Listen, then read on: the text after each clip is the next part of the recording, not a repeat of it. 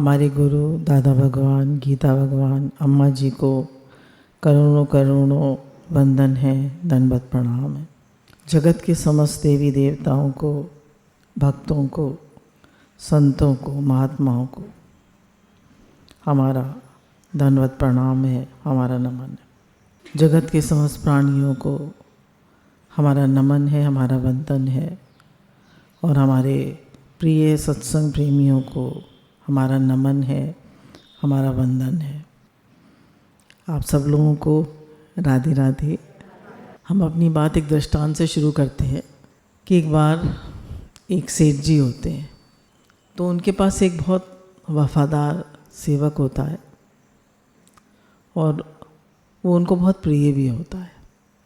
तो एक बार सेठ जी जो हैं एक बहुत सुंदर अपने लिए कीमती एक गिफ्ट खरीद के, मतलब गिफ्ट कह लीजिए, एक चीज़ खरीद के लाते हैं।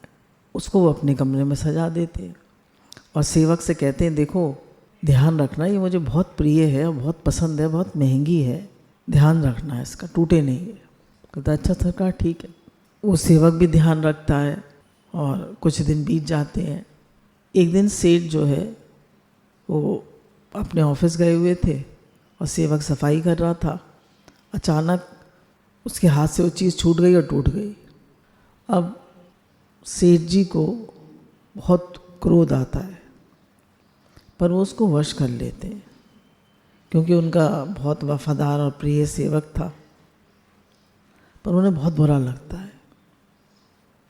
रात को उनकी नींद खुल जाती है तो टहलने लगते हैं, थोड़ा विचार करने लगते हैं, मैं इतने मन पसंद करके लाया था, मुझे बहुत कम चीज़ें पसंद आती हैं और ये मैं बहुत पसंद से लाया था और ये इसने तोड़ दी। वो देखते हैं कि सेवक तो खर्राटे मार के सो रहा है। तो उन्हें बड़ा अजीब सा लगता है, तोड़ी इसने और ये तो खर्राटे मार के सो रहा है, मैं बेकार परेशान हो रहा हूँ।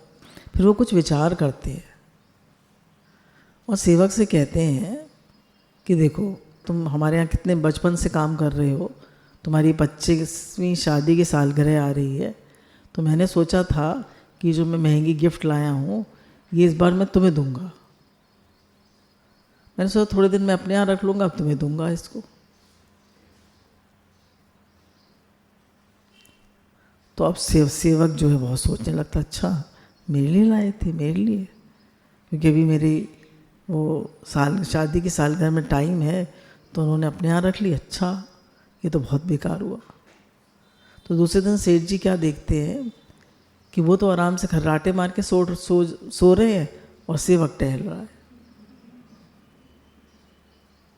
क्या है ये? उन्होंने कहा दुख विचार में है, अपनेपन में है। दुख किस में है? विचार में। उसने मान लिया मेरी चीज़, तो सेठ जी दुखी हो रहे हैं। सेवक को ने जान लिया मेरी है, तो वो दुखी हो रहा है। तो दुख चीज़ में है, अपनेपन में है। अपनेपन मेरी है, मेरी, मुझे मिलने वाली। और हम मान लें कि सब कुछ भगवान का है, तो अगर हम ये मान लें सब कुछ भगवान का है, तो क्या दुख है, क्या परेशानी है? और वास्तव में है भी भगवान का। गुरु हमको बार बार बताते हैं कि ना हम ना कुछ साथ लाए थे, ना साथ ले जाएंगे, सब कुछ यहीं से मिला है, यहाँ हमारा कुछ भी नहीं, और एक दिन छोड़ के चले जाना है। तो ये जो बीच का टाइम है, इसमें हम इतना अपनापन कर लेते हैं, इतनी महत्व बुद्धि कर लेते हैं संसार में, जबकि महत्व बुद्धि होनी चाहिए परमात्मा में। महत्व बुद्धि कर लेते हैं हम संसार में और सुखी दुखी होने लगते हैं। तो सुखी दुखी होने से छूटने के लिए बहुत ज़रूरी है कि हम किसी भी चीज़ को अपना न माने। गुरु तो बार बार बता रहे हैं कि हमें सब सेवा के लिए मिला है, हमारा यहाँ कुछ भी नहीं। सेवा कर दो और निर्लेप न्यारे रहो। सेवा कर दो और आसक्ति, अपनापन, महत्व बुद्धि भगवान में करो। संसार में मत करो। संसार में महत्व बुद्धि करोगे, अब ये इस बात को अच्छे से जान लीजिए, दुख सिर्फ एक विचार है और कुछ नहीं है।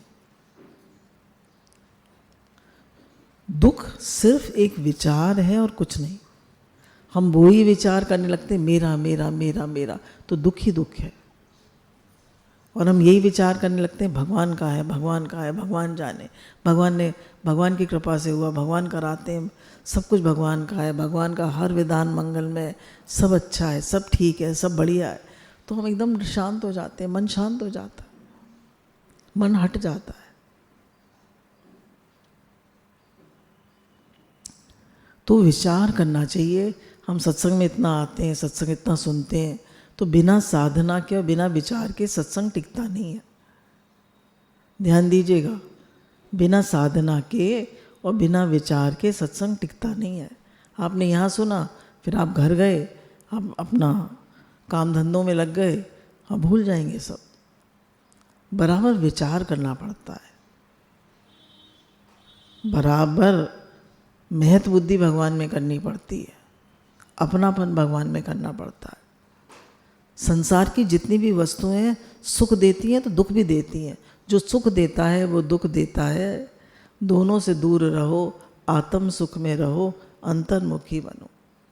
देखिए, आपने किसी में बहुत आसक्ति करी, बहुत अच्छा भी है वो व्यक्ति, पर उसके मूड्स, उसका मन, उसकी लाइक्स एंड डिसलाइक्स, वो आपको भी अप डाउन करती रहेंगी। परिस्थितियाँ संसार की, वो भी अप डाउन करती रहेंगी। पर परमात्मा अप डाउन होते, वो स्थिर तत्व है, वो कभी ना बदले, वो कभी नहीं बदलते। साक्षी चेतन जो है, हमारे और अपना स्वरूप परमात्मा तत्व, वो नहीं बदलते। इसी तरह की बात गुरु बताते हैं कि जब हम बाज़ार में जाते हैं और कोई चीज़ हम पसंद करते हैं और वो दुकानदार के हाथ से टूट जाती है तो हमें कोई दुख नहीं होता, और हमने खरीद ली और हम दुकान से उतरे और हमारे हाथ से टूट जाती है तो दुख होता है। तो सारा दुख अपनेपन में है, एक विचार में है कि ये मेरी है। तो ये मेरापन जो है या सुख बुद्धि जो है, इसी को राग कहते हैं।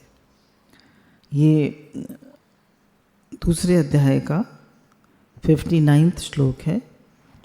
इंद्रियों के द्वारा विषयों को ग्रहण न करने वाले पुरुष की केवल विषय तो निवृत्त हो जाते हैं, परंतु उनमें रहने वाली आसक्ति निवृत्त नहीं होती। स्थित प्रज्ञ पुरुष की तो आसक्ति भी परमात्मा का साक्षात करके निवृत्त हो जाती है। कह रहे हैं, अगर हम विषय ग्रहण नहीं कर रहे, मानिए मुझे एक एग्जाम्पल लेते हैं, डायबिटीज़ है, शुगर है, तो मीठा तो नहीं खाती, पर ऐसा नहीं है मेरी उसमें आसक्ति नहीं है। आसक्ति मेरी हो सकती है, मैं ये नहीं कह रही मेरी आसक्ति है, पर मेरी आसक्ति हो सकती है। अब किसी को पता है मेरा कोलेस्ट्रॉल बहुत हाई है, पर उसको पराठा पूड़ी बहुत पसंद है, तो वो उसका त्याग कर सकता है, पर उसकी आसक्ति उसमें रहती है ना। खाने में, पहनने में, घूमने में, देखने में। वाई साइड बहुत वीक हो गई है, डॉक्टर ने कहा ज़्यादा सोशल मीडिया पे काम नहीं करना है, फिल्म नहीं, ये टेलीविज़न ज़्यादा नहीं देखना है, तो छोड़ देगा, कम कर देगा, पर आसक्ति तो है। तो कह रहे हैं विषयों में आसक्ति तो रहती, निवृत्त हो सकते हैं उसके विषय, पर जब तक उसको परमात्म तत्व का साक्षात्कार नहीं होता, भगवान में महत्व बुद्धि नहीं होती, भगवान से प्रेम नहीं होता, तब तक जो विषयों में राग है वो निवृत्त नहीं होता है। समझ रहे हैं? जब तक भगवान से अपनापन नहीं होता है, भगवान से प्रेम नहीं होता है, भगवान अच्छे नहीं लगते हैं, भगवान का चिंतन नहीं होता है, भगवान का नाम जप नहीं होता है, भगवान की तरफ हमारी रुचि नहीं होती है, तब तक विषय हमें अपनी ओर आकर्षित करते ही रहते हैं। ये जो हमारी रस बुद्धि है, ये किस में रहती है? ये जो हमारी चित्त जड़ ग्रंथि है, हमारी अहमता में रहती है। ऐसा समझिए, हमारी अहमता में रहती है, हमारे मैंपन में रहती है। रस बुद्धि किस में रहती है? भगवान ने कहा ना, रस बुद्धि निवृत्त नहीं होती। किस में रहती है? हमारी अहमता में, हमारे मैंपन। अब मैंपन को हम कह दें कि मैं निष्कामी हूँ, मुझे कुछ नहीं चाहिए। हमें अंदर से अपने से बार बार कहना चाहिए मुझे कुछ नहीं चाहिए। अगर आप ये कहते हैं मुझे कुछ नहीं चाहिए तो आपको कुछ नहीं मिलेगा। बोलिए, आपका बेटा कहता है मुझे आज कुछ नहीं खाना, तो आप उसको नहीं कहेंगे बेटा खा ले? कहेंगे या नहीं कहेंगे? 10 बार पूछ के आएंगे बेटा खा ले, थोड़ा सा तो खा ले। तो पर आपका अंदर से ये होना चाहिए, हे नाथ मुझे कुछ नहीं चाहिए, बस आप अपने से प्रेम करा लीजिए और संसार में जो भी सेवा हो मेरे लायक वो करा लीजिए। इतनी उम्र बीत गई, बहुत गई, थोड़ी रही, थोड़ी भी अब जाए, कब मृत्यु की घंटी बज जाएगी पता नहीं है। तो भगवान जी क्यों नहीं मेरा मन भगवान में आप में लगता? क्यों नहीं मेरी आसक्ति अपनापन आप में होता? तो कह रहे ये हमें पक्का करना पड़ेगा कि मुझे संसार से कुछ नहीं चाहिए, मैं निष्कामी हूँ। मुझे संसार से कुछ नहीं चाहिए, मैं निष्कामी हूँ। कह रहे इस बात को अगर आप पक्का कर लेंगे कि निष्काम होने के उद्देश्य होने से रस बुद्धि नहीं रहती और परमात्म तत्व का अनुभव होने से रस की सर्वथा निवृत्ति हो जाती है। तभी तो दादा भगवान ने कहा, पहले अम्मा जी ने भी कहा, जो भी साधक आया कि निश्चय करो मैं निष्कामी। इसमें सूक्ष्म बात है कि उसकी रस बुद्धि भी नहीं रहती। क्यों? उसे कुछ नहीं चाहिए। जो भोजन आ गया वो प्रसाद है, जो पहनने को मिल गया ठीक है,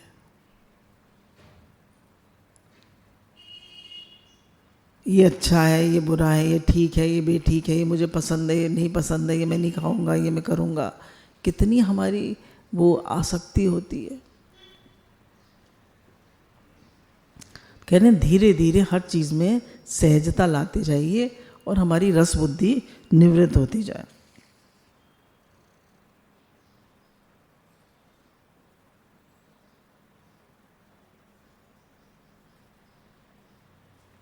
कह रहे जब आपकी सुख बुद्धि नहीं रहती तो जो भोगों की गुलामी है वो मिटती चली आती है।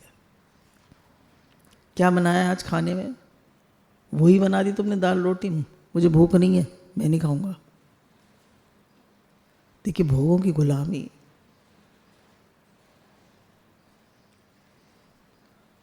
तो धीरे धीरे जैसे अम्मा जी को भी देखा था कि जो भी आ जाता था कहती थी अमृत है अमृत। और हमारे यहाँ तो बहुत ही सादा प्रसाद बनता है, बहुत ही सादा।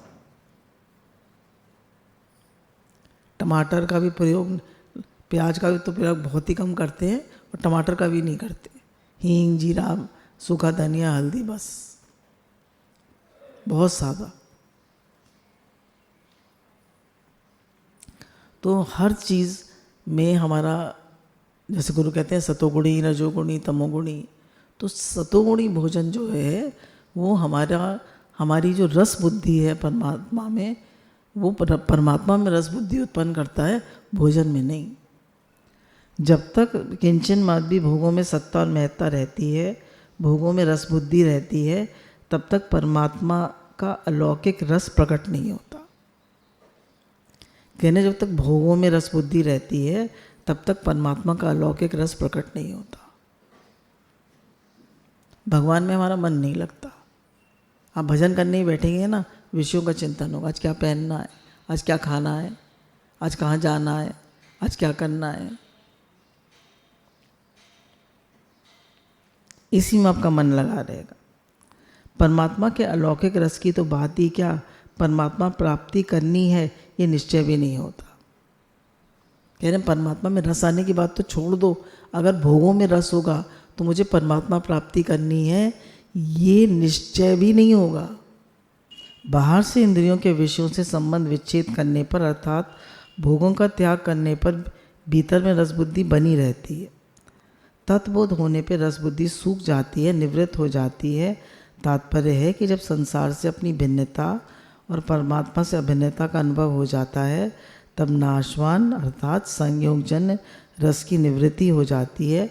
नाशवान रस की निवृत्ति होने पर अविनाशी रस की जागृति होती है। कहने गन्ना और रोटी आप एक साथ नहीं खा सकते। ध्यान दीजिएगा, गन्ना और रोटी एक साथ नहीं खा सकते। खा सकते हैं, गन्ना थूकना पड़ेगा, रोटी निगलनी पड़ेगी। ऐसे ही आप सोचें कि मैं संसार का सुख भी लेता रहूं रस बुद्धि से और भगवान में भी मेरा मन लगा रहे, तो दोनों रस आप एक साथ नहीं ले रह सकते।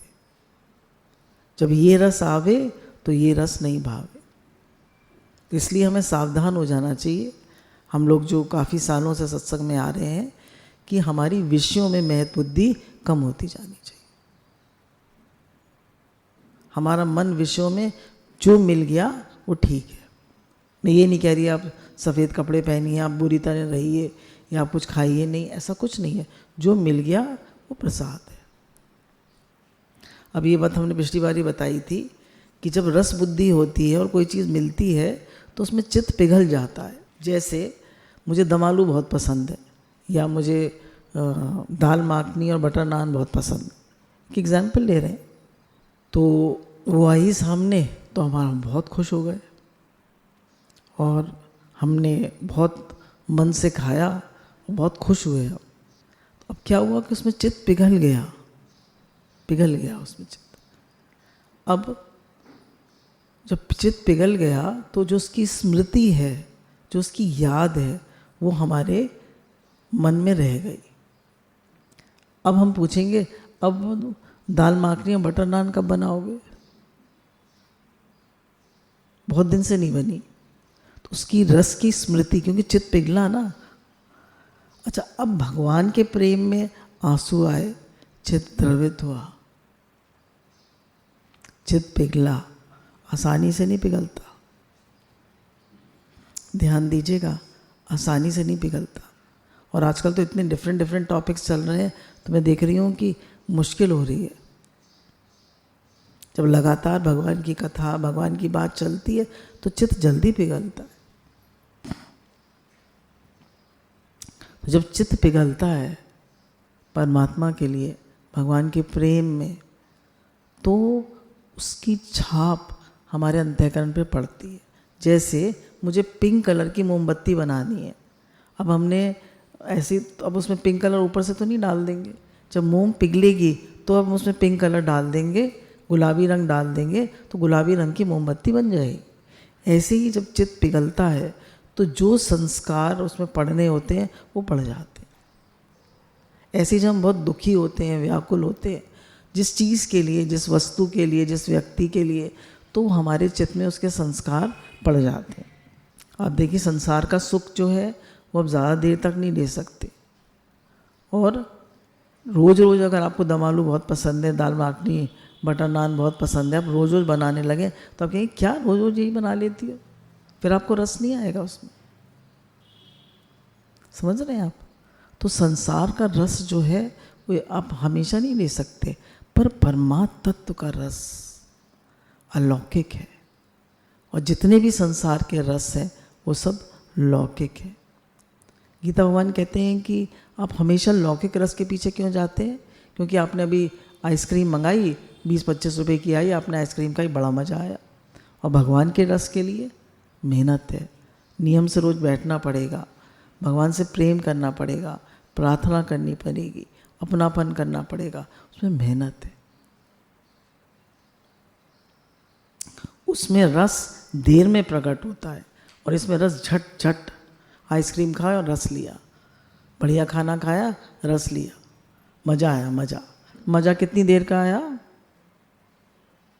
और अगर चीज़ अनुकूल नहीं बैठी तो मज़ा के साथ सजा भी है, फिर गैस, एसिडिटी वो भी हो गई। तो ये गुरु बता रहे हैं कि नाशवान रस का भोग करने से परिणाम में जड़ता, अभाव, शोक, रोग, भय, उद्वेग आदि अनेक विकार पैदा होते हैं। शोक भी होता है, रोग भी होता है, भय भी होता है, उद्वेग भी होता है, सब कुछ होता है। इन विकारों से भोगी मनुष्य बच नहीं सकता, क्योंकि भोगों के अवश्यंभावी परिणाम है। इसलिए भगवान ने दुख का दर्शन करने की बात कही। दुख दोष अनुदर्शनम, गीता 13वां के 8वां। काम आदि दोषों से मुक्त होने पर ही मनुष्य अपने कल्याण का आचरण करता है। अब मनुष्य जब काम आदि दोषों से निवृत्त होता है तभी उसका कल्याण होता है। अब आप ये मत सोचिएगा हम खाए नहीं, पिए नहीं, पहने नहीं, ओढ़े नहीं, पर रस बुद्धि से मत करिए। देखिए इसको आगे हम इसी चीज को लेंगे। कारण कि हे कुंती नंदन, रस बुद्धि रहने से यत्न करते हुए विद्वान मनुष्य की भी प्रथमन स्वभाव वाली इंद्रियां उसके मन को बलपूर्वक हर लेती हैं। कह रहे हैं कि अगर आपके मन में रस बुद्धि होगी, आप यत्न भी कर रहे हैं, आप बहुत मेहनत भी कर रहे हैं, पर आपके मन में रस बुद्धि पड़ी है, तो कारण आने पर आपकी इंद्रियां आपको बलात्कार से हर लेंगी। देखिए एक दो तीन रस होते हैं। एक तो खाने का रस होता है, एक पहनने का रस होता है। स्त्रियों को पहनने का रस बहुत होता है क्योंकि रूप का विषय होता है। पहनने का रस किसका है? रूप का विषय। खाने का विषय है, एक पहनने का विषय है। एक स्पर्श का विषय होता है जो पुरुषों में ज़्यादा होता है। स्पर्श मतलब स्त्री पुरुष का जो संयोग है उसका जो विषय है, स्पर्श का विषय। तो कह रहे हैं कि अलग अलग विषय हैं। ज़्यादातर शब्द मान अपमान, मान अपमान का विषय सबको होता है, बड़ा भारी होता है। मुझसे ऐसे बोल दिया, मुझसे मुझसे, अरे तुम हो कौन? अपने से पूछिए मैं हूँ कौन। मैं आपसे नहीं कह रही आप हैं कौन, मैं अपने से कह रही हूँ मैं हूँ कौन। भगवान का ही तो बच्चा हूँ, गुरु का ही तो बच्चा हूँ। तो कह दिया तो क्या हो गया, मुझे 1 मिनट में ऐसे करना आना चाहिए। मुझे इतना बुरा क्यों लगा, इस मन को इतना बुरा क्यों लगा? मैं मन नहीं हूँ। I am not the mind, I am not the ego. 1 minute में मन को हटाना आना चाहिए, 1 मिनट में मन से अलगाव करना आना चाहिए। मैं मन नहीं हूँ। तो ये कह रहे हैं कि जब तक बुद्धि में सर्वथा परमात्मा तत्व की प्रतिष्ठा नहीं होती, बुद्धि में संसार की किंचित सत्ता रहती है, तो विषय इंद्रिय संबंध सुख होता है, भोगे हुए भोगों के संस्कार रहते हैं, तब तक साधन परायण बुद्धिमान पुरुष की भी इंद्रियां उसको सर्वथा जबरदस्ती वश कर लेती। जैसे नारद मुनि का एग्जाम्पल, उन्होंने जाके कहा शिव जी से कि मैं तो काम विजेता हो गया। कामदेव आए, नहीं हरा पाए, बहुत कोशिश करी, तो उन्होंने सोचा मैं तो काम विजेता हो गया। उन्होंने कहा तुमने मुझसे तो कह दिया। उन्होंने कहा देखा इसको अहंकार आ गया है। तो उन्होंने कहा तुमने मुझसे तो कह दिया, विष्णु जी से मत कहना। और विष्णु जी के पास ही पहुँच गए। आप सब जानते हैं विष्णु जी ने माया रच दी और लक्ष्मी जी को बना दिया सुंदर कन्या। और उनको जब उन्होंने उनको देखा, माया नगरी रच दी, तो उनको देखा तो मुझे तो शादी करनी है, मुझे तो शादी, कहाँ काम विजेता है, मुझे तो शादी करनी है। नारद जी जो सारा टाइम नारायण नारायण करते रहते हैं, वो देखिए कैसे काम के अधीन हो गए। तो हमारी अपनी क्या बात है, हम कौन से 30 मार खाए। फिर विश्वामित्र 1000 साल तपस्या करी, मेनकाई गिर गए। फिर जैमिनी ऋषि का आप जानते होंगे, जैमिनी ऋषि जो थे वो व्यास जी के शिष्य थे। तो व्यास जी जब लिख रहे थे तो उन्होंने कहा ये इंद्रियां जो हैं विद्वान पुरुष को भी हर लेती हैं। तो उन्होंने कहा ये क्यों लिख रहे हैं विद्वान पुरुष को भी हर लेती हैं? तो उन्होंने कहा कि इसलिए विद्वान पुरुष को भी सावधान रहना चाहिए। हम सबको सावधान रहना चाहिए। ध्यान दीजिएगा, सावधानी ही साधना है। हम कभी नहीं कह सकते मैं सिद्ध हो गया। जीवन भर हमें साधना करनी है, जीवन भर। और खाली सत्संग सुनने से ही हमारी उन्नति नहीं होती है, सत्संग के साथ साधना भी करनी होती है, मनन भी करना होता है और भजन भी करना होता है, तब हमारा साधन पक्का होता है। चाहे मेडिटेट करिए, चाहे नाम जप करिए, और थोड़ा मनन करिए। जगत है क्या, रहने वाला है, विचार करया करिए। इसी घर से एक दिन मेरी अर्थी भी निकलेगी। मैं हमेशा यहाँ रहने वाला नहीं हूँ, ये घर मेरा नहीं है, ये परिवार मेरा नहीं है। एक दिन इसी घर से राम नाम सत्य होकर निकलेगी अर्थी। सोचते हैं कभी? सब छूटने वाला है, कुछ नहीं है यहाँ मेरा अपना। तो कह रहे हैं जब जैमिनी ऋषि का क्या था, उन्होंने कहा कि व्याकुल नहीं करती, तो अब व्यास ऋषि ने एक सुंदर स्त्री के रूप में भेज दिया किसी को, और उसने कहा कि मैं तुमसे शादी करना चाहता हूँ। तो उन्होंने कहा कि तुम्हें गधा बन के मुँह काला करके वहाँ तक जाना पड़ेगा, दुर्गा के मंदिर तक। तैयार हो गए, और मुझे ऊपर बिठाना पड़ेगा। तो गधा बन के काला मुँह करके उसको बिठा के, और तब उसने कहा मैं शादी करूँगी। वो वहाँ गए व्यास मुनि, बोले तुम तो इतने विद्वान हो, कैसे, देखिए कैसे हमारा मन बिल्कुल वो बह जाता है। मुझे पता है मुझे ये चीज़ नहीं खानी है, मुझे पता है मुझे इस विषय के अधीन नहीं होना है, फिर भी मैं विषय के अधीन हो जाता हूँ। क्यों क्यों क्यों क्यों क्यों? हमारे गुरु ने कहा he is a brave man who can say no. देखिए मैं आपको, हम ये नहीं कह रहे कि जो चीज़ आपको सूट नहीं करती वो मत खाइए, सूट करती खाइए, जो आपको करना है वो करिए, पर जो नहीं करना वो मत करिए। अब इसमें एक बहुत इंपॉर्टेंट बात कही है, कर्मयोगी साधक उन संपूर्ण इंद्रियों को वश में करके मेरे परायण होकर बैठे, क्योंकि जिसकी इंद्रियां वश में है उसकी बुद्धि स्थिर हो जाती है। तात्पर्य ये हुआ कि जब साधक इंद्रियों को वश में करता है तब उसमें अपने बल का अभिमान रहता है कि मैंने इंद्रियों को अपने वश में किया है।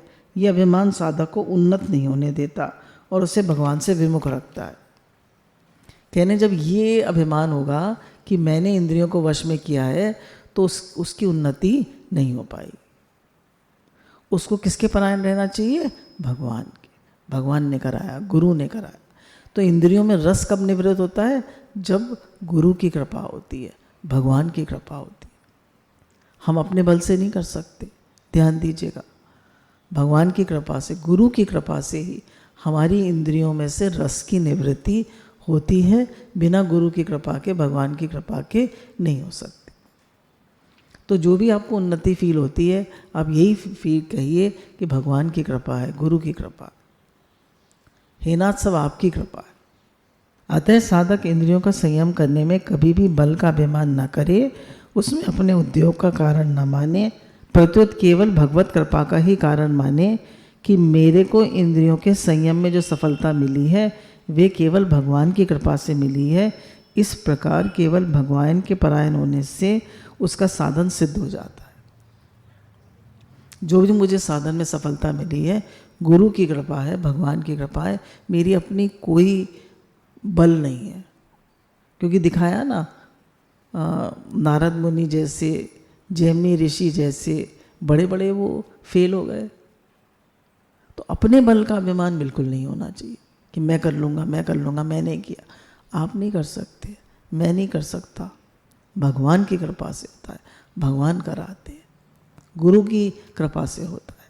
बोले मनुष्य शरीर का मिलना, साधन में रुचि होना, साधन में लगना, साधन का सिद्ध होना, ये सब भगवान की कृपा पे ही निर्भर है। परंतु अभिमान के कारण मनुष्य इस तरफ ध्यान कम जाता है और कर्म योगी में जो कर्म करने की प्रधानता रहती है तो उसमें अपना ही पुरुषार्थ मानने लगता है कि देखो मैंने इतनी सेवा करी, मैंने इतना कर्म किया, मैंने ये किया, मैंने वो किया। अतः भगवान विशेष कृपा करके कर्मयोगी साधक के लिए भी अपने परायण होने की बात कहते हैं कि तुम जो कुछ भी कर पा रहे हो, जो कुछ भी हो रहा है, भगवान की कृपा से हो रहा है। ठीक है, जो कुछ भी हो रहा है भगवान की कृपा से हो रहा है, भगवान ने कराया, भगवान करा रहा। हे नाथ, आपको न भूलूं, हे नाथ मैं आपका हूँ, आप मेरे हैं। बार बार कहिए, 1000 बार कहिए, कहते रहिए, हे नाथ आपको भूलूं नहीं, हे नाथ मैं आपका हूँ, आप मेरे। अब परायण होने का मतलब क्या है? भगवान के परायण होने का, भगवान के परायण होने का तात्पर्य है केवल भगवान में महत बुद्धि होना। हमारी जो फर्स्ट प्रायोरिटी है लाइफ की, हमारे जीवन की, वो भगवान होने चाहिए। मेरे मनुष्य जीवन का लक्ष्य भगवान है, तो हमारी महत बुद्धि किस में होनी चाहिए? भगवान में होनी चाहिए। संसार मेरा नहीं है और मैं संसार का नहीं हूँ, कारण भगवान ही हरदम मेरे साथ रहते हैं, संसार मेरे साथ रहता नहीं। इस प्रकार साधक का मैंपन केवल भगवान में होना चाहिए। संसार आपका है, आपके साथ हमेशा रहता है। ये शरीर आपका है, आपके साथ हमेशा रहेगा। विचार करना चाहिए, क्या मैं ये शरीर हूँ? क्या हमेशा मेरे साथ रहेगा? क्या ये छूटेगा नहीं? ये तो साधन के लिए मिला है मुझे, एक दिन छूटेगा। ये मैं नहीं हूँ, ये मेरा नहीं है, मैं भगवान का हूँ, भगवान मेरे हैं। बार बार पक्का करना है। कहने साधन की सफलता में केवल भगवत परायणता ही कारण। अगर आप कोई भी साधन कर रहे हैं तो आप भगवान के समर्पित हैं, आप गुरु के समर्पित हैं, आपकी गुरु में श्रद्धा है, आपका प्रेम है, आपकी महत्व बुद्धि भगवान में है, तो ही आप सफल हो सकते हैं। गीता में भगवत परायणता की बहुत महिमा गाई गई है। जैसे जितने भी योगी हैं उन सब योगियों में श्रद्धा प्रेम पूर्वक मेरे परायण होकर मेरे भजन करने वाला श्रेष्ठ है। कह रहे हैं मेरे परायण, मेरा भजन करने वाला ही श्रेष्ठ है, मेरे समर्पित रहता है और मेरा ही भजन कहता है, वो सब साधकों में श्रेष्ठ है। कह रहे हैं भगवान के परायण हुए बिना इंद्रियों का सर्वथा वश में होना कठिन है। जब तक हम भगवान के परायण नहीं होते, हमारी इंद्रियां वश नहीं होती, उनका वश में होना बहुत कठिन है। कर्म योग में त्याग और त्याग से शांति सुख मिलता है, परंतु ये प्राप्ति का सुख नहीं है, केवल प्रत्युत दुख मिटाने का सुख है। कहने कर्म योग में त्याग से शांति मिलती है, सुख मिलता है, पर ये क्या है? ये भक्ति का प्रेम का सुख नहीं है। हमने त्याग तो कर दिया, पर ये किसका सुख है? त्याग का सुख है। पर कह रहे हैं दूसरी बात, भक्ति प्रेम का सुख बिना इंद्रियों के सर्वथा वश में नहीं होते। अब कह रहे हैं कि जो भगवान के प्रेम से सुख आता है वो सुख परमानेंट होता है, और जो त्याग से सुख मिलता है वो भी हमें, वो दुख की निवृत्ति का सुख है। समझ रहे? नहीं समझे? देखिए, जैसे अब मुझे मीठा नहीं खाना, तो मीठा मेरे सामने आया, मैंने कहा नो नो नो, मैंने त्याग कर दिया। जितनी भी चीज़ें आई मैंने त्याग कर दिया। मेरी रसबुद्धि भी नहीं है, मैंने त्याग भी कर दिया, मुझे नहीं खाना, मुझे सूट नहीं करता, मुझे नहीं खाना, तो मैंने त्याग किया। पर मेरा भगवान से प्रेम नहीं है, तो मुझे जो त्याग से सुख मिला वो दुख की निवृत्ति है। समझ रहे? वो दुख की निवृत्ति है। पर मेरा भगवान से प्रेम है, अनन्य प्रेम है, तो वो विषय आएगा तो मैं देखूंगी भी नहीं। अगर मेरे अनुकूल होगा तो मैं उसको ग्रहण करूंगी, अनुकूल नहीं होगा तो ध्यान हटा लो, उसका मन नहीं जाएगा। समझ रहे? तो जो हमारा मन जाता है उसका कारण क्या है? कि अभी हमारी भगवान में रस बुद्धि नहीं, तभी तो हमें और रस प्रिय लगते हैं। ये भी रस ले लूँ, ये भी रस ले लूँ, ये भी रस ले। अतः भक्ति का प्रेम का सुख मिले बिना इंद्रियां सर्वथा वश नहीं होती। और दूसरी बात, कर्म योग में अत्यंत वैराग होने पे इंद्रियां वश होती हैं, और कर्म योग में अत्यंत वैराग होने पे इंद्रियां वश में होती हैं। पर भक्ति में थोड़े वैराग से इंद्रियां सुगमता से वश हो जाती हैं, इसलिए भगवान ने मत पर कहा है। और अगर भक्ति है, भगवान से प्रेम है, भगवान अच्छे लगते हैं, भगवान प्रिय हैं, तो थोड़े से वैराग से ही मन वश हो जाता है, थोड़े से वैराग से। ज़्यादा वैराग नहीं चाहिए, थोड़े वैराग से ही वश हो जाता है। अब नेक्स्ट ये बहुत फेमस श्लोक है, विषयों का चिंतन करने वाले मनुष्य की उन विषयों में आसक्ति पैदा हो जाती है, आसक्ति से कामना, कामना में विघ्न आने पर क्रोध पैदा होता है, क्रोध होने पर सम्मोह अर्थात मूढ़ता हो जाती है, और सम्मोह से स्मृति भ्रष्ट हो जाती है, स्मृति भ्रष्ट होने पे बुद्धि का नाश हो जाता है, और बुद्धि का नाश होने पर मनुष्य का पतन हो जाता है। तो विषयों का चिंतन करने से विषयों में आसक्ति, आसक्ति से कामना, कामना पूरी नहीं होती तो क्रोध, और क्रोध आने पर वो मूढ़ हो जाता है। मुझे क्या करना चाहिए, क्या नहीं करना चाहिए, मुझे क्या बोलना चाहिए, क्या नहीं बोलना चाहिए, मुझे क्या करना चाहिए, क्या नहीं करना चाहिए, क्या खाना है, क्या नहीं खाना, उससे कुछ होश नहीं रहता और उसका पतन हो जाता है।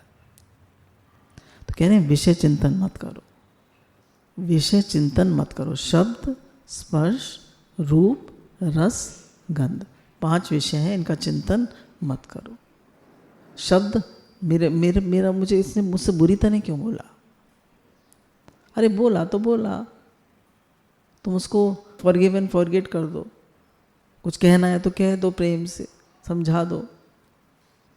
मान हो गया, इतने खुश, इतने कुछ, कितने लाइक्स मिले मुझे, कितने लाइक्स मिले, बार बार लाइक्स को देखेंगे, बार बार अपने उनको देखेंगे, मेरे कितने व्यूज़ हो गए। ये सब क्या है? मान का विषय। मेरी फ़ोटो क्या करेंगे फ़ोटो का? एक दिन आपके फ़ोटो में गले में हाथ डाल दिया जाएगा बस, फिर थोड़े दिन बाद नेक्स्ट जनरेशन आएगी, आपके बच्चे तो डालेंगे, वो हटा देंगे। पर आपने भगवान से प्रेम कर लिया तो आपका जीवन सफल हो गया। आपने अपना जीवन भगवान के लिए लगा दिया, सत्संग के लिए लगा दिया, सबके हित के लिए लगा दिया, तो आपका जन्म सफल हो गया। तो अब कह रहे हैं विषयों का चिंतन करने से विषयों में आसक्ति हो जाती है। अब देखिए एक दृष्टांत है, बस थोड़े तक ही समझेंगे इसको।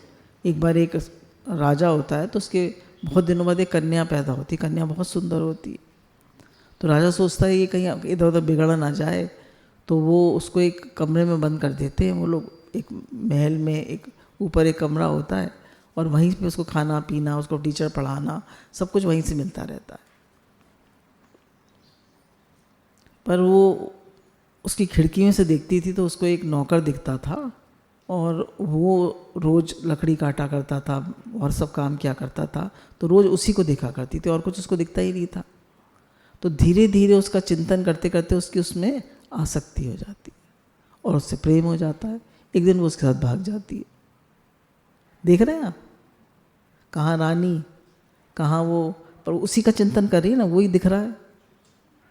तो जिस चीज़ को हम बराबर देखते रहते हैं, बराबर सोचते रहते हैं, खाली भोगने से ही वो नहीं होता, उसका चिंतन करने से भी आसक्ति हो जाती है। देखा भी नहीं, केवल सुन के हम किसी चीज़ के विषय का चिंतन करने लगते हैं, उसमें भी आसक्ति हो जाती है। इसीलिए कहा कि पढ़ना लिखना, नाम जप करना, सत्संग सुनना, इसी घेरे में रहिए, इसी में मन को लगा के रखिए।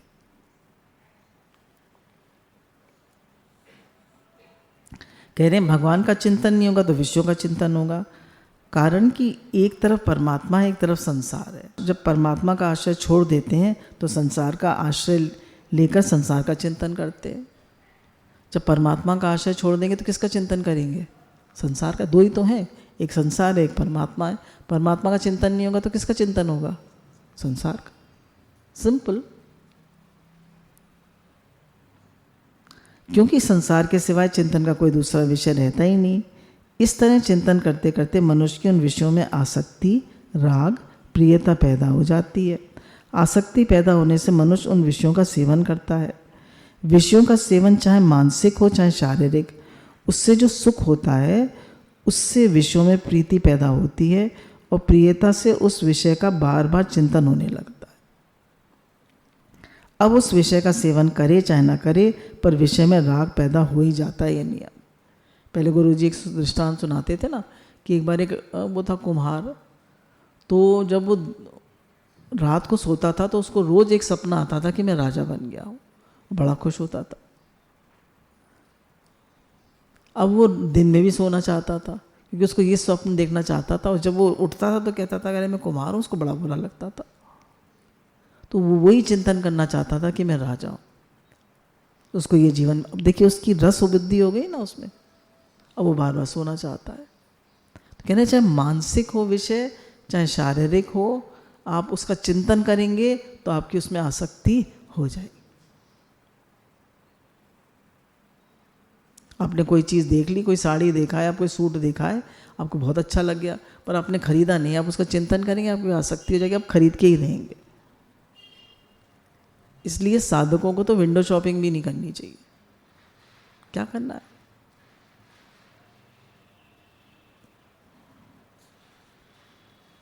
कामना एक ऐसी चीज़ है जिसमें बाधा पड़ने पे क्रोध पैदा हो ही जाता है। बोले विषयों का चिंतन करोगे, में आसक्ति होगी, आसक्ति से कामना ज़रूर होगी। मेरे मन की हो सबसे बड़ी कामना। मुझसे अच्छे से बोला जाए, कोई मुझसे बुरी तरह ना बोले, ये भी बहुत बड़ी कामना है। विषय का चिंतन कर रहे हैं ना, मुझसे बुरी तरह क्यों बोला। कह रहे कामना में बाधा पड़ेगी, शब्द स्पर्श। मेरे पसंद का खाना नहीं बनता इस घर में, 40 साल हो गए मेरी शादी को, आज तक मेरी पसंद का खाना बना ही नहीं। तो कह कामना एक चीज़ है जिसमें बाधा पड़ने पे क्रोध आ ही जाता है। वर्ण आश्रम गुण योग्यता आदि को लेकर अपने में जो अच्छाई का अभिमान रहता है, उस अभिमान में अपने आदर सम्मान आदर की कामना रहती है। उस कामना में किसी व्यक्ति द्वारा बाधा पड़ने पे क्रोध पैदा हो ही जाता है।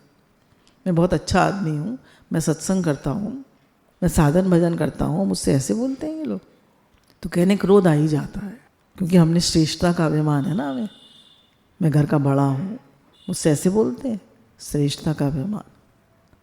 आप बता सकते हैं, कह सकते हैं, पर क्रोध आना गलत है। कहीं ना कहीं किसी बात को लेकर क्रोध आता है तो उसके मूल में कहीं ना कहीं राग अवश्य है। कहीं क्रोध आता है तो राग अवश्य है। जैसे नीति न्याय से विरुद्ध काम करने वाले को देखकर क्रोध आता है, तो नीति न्याय से राग, अपमान तिरस्कार करने वाले पे क्रोध आता है। मान सत्कार में राग होता है। कोई बहुत, क्या होता है कि जो लोग गुरु लोग होते हैं उनके चारों तरफ ऐसे लोग इकट्ठे हो जाते हैं जो उनकी फ्लैटरी करते रहते हैं, उन्हें अच्छा लगता है। इंदिरा गांधी के चारों तरफ क्या था, उन्होंने ऐसे लोग इकट्ठे कर लिए थे जो उनकी फ्लैटरी करते रहते थे, तो उन्हें उस राग में मज़ा आने लगता है। निंदा करने वाले पे क्रोध आता है। जो सही बात बताएगा, जो उनके हित की बात बताएगा, वो उन्हें बुरी लगेगी। क्योंकि चारों तरफ फ्लैटरी करने वाले लोग हैं ना, वो उन्हें अच्छे लगते हैं, उन्हें चढ़ाते रहते हैं। पर उनके हित की बात जो बताएगा उस पर क्रोध आएगा। तो प्रशंसा में राग है और दोषारोपण करने वाले पे क्रोध आता है। तो अब कह रहे हैं कि क्रोध क्यों कहा गया।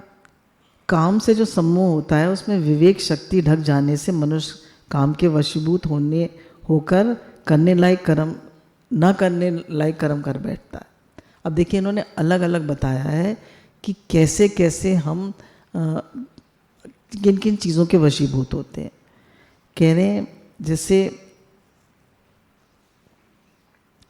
एक तो काम से हमको, हमारे मन में कोई कामना आ जाए तो उससे हम उसके वशीभूत हो जाते हैं, तो न करने योग्य काम कर बैठते हैं। जो हमें नहीं करना चाहिए वो काम हम कर बैठते हैं। क्रोध से अगर हमें किसी पे क्रोध आ जाए तो उल्टी सीधी बोल देते हैं। जैसे लेडीज़ पति से उल्टी सीधी बोल देती हैं, बहुएं सास ससुर से उल्टी सीधी बोल देती हैं। क्यों? क्रोध से सम्मोह होता है, उससे मनुष्य अपने मित्रों तथा पूजनियों से भी उल्टी सीधी बात कह बैठता है और न करने योग्य बर्ताव कर बैठता है, क्योंकि उसके मन के विपरीत हुआ ना, उसे गुस्सा आ गया। लोभ से सम्मोह होता है तो मनुष्य फिर सत्य असत्य का, धर्म अधर्म का विचार नहीं करता। जो गलत काम है वो भी करेगा, पैसा चाहिए पैसा चाहिए पैसा चाहिए पैसा चाहिए, क्योंकि पैसे में महत्व बुद्धि है। ममता से जो सम्मोह होता है उसमें समभाव नहीं रहता, प्रत्युत पक्षपात हो जाता है। कह रहे हैं जो मतलब मेरेपन से जो सम्मोह होता है उसमें अपने वाले के प्रति अब वो हो जाता है, मतलब ज़्यादा वो हो जाता है, उसका बेंट अपने वाले की तरफ हो जाता है। कह रहे हैं अगर काम, क्रोध, लोभ और ममता इन चारों से सम्मोह यानी मोह, अज्ञान होता है तो फिर भगवान ने केवल क्रोध का नाम क्यों लिया? खाली क्रोध को ही खराब क्यों बताया? तो इसके लिए क्या कह रहे हैं, इसमें गहराई से देखा जाए तो काम, लोभ और ममता, इनमें तो अपने सुख भोग और स्वार्थ की वृत्ति जागृत रहती, पर क्रोध में दूसरे के अनिष्ट करने की वृत्ति जागृत रहती। कह रहे हैं सुख भोग में तो अपने स्वार्थ की वृत्ति रहती है, भाई मुझे सुख मिले, पर क्रोध में दूसरे के अनिष्ट करने की वृत्ति जागृत हो जाती। मुझसे ऐसे बोला, मुझसे ऐसे बोला, अनिष्ट करने की नहीं भी रहती है पर उसको गुस्सा आता है बहुत। अतः क्रोध से जो सम्मोह होता है वह काम, लोभ और ममता से पैदा सम्मोह से भी भयंकर होता है।